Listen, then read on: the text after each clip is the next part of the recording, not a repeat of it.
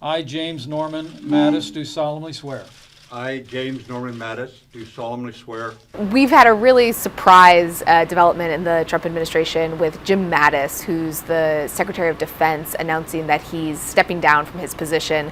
This comes at a time when there's been a lot of tension between the White House and the Pentagon over President Trump's announcement that he was going to be pulling out troops from Syria. This is something that the Pentagon was adamantly opposed to because they felt like those troops in Syria were really a bulwark against extremist forces, including the Islamic State.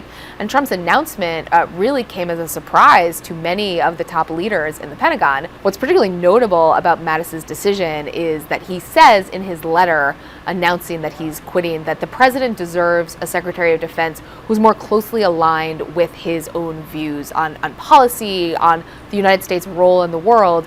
And he notes things like U.S. commitment to NATO, the U.S. commitment to the alliance that has been fighting the Islamic State, to concerns about the role China and Russia play right now. And so essentially what he is saying is that he disagrees with the president on all of these things, on our alliances, on our relationship with NATO, and on the role of Russia and China.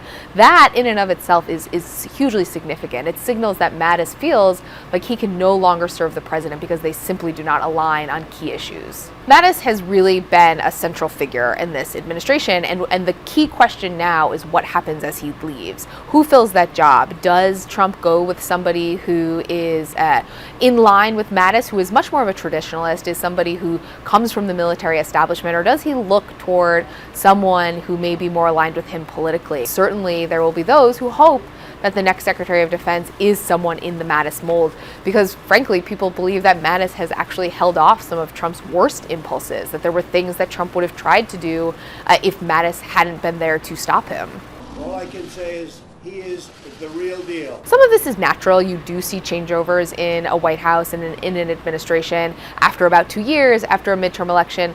But Mattis is really a singular figure in this administration. He is somebody who is viewed favorably by Democrats and Republicans. He's somebody who was seen as really an adult in the room, someone who could tell Trump when he thought he was wrong, someone who wasn't afraid to stand up to Trump, and more importantly, even someone that Trump actually listened to. So the fact that he is leaving is more significant than really any other departure that we've seen.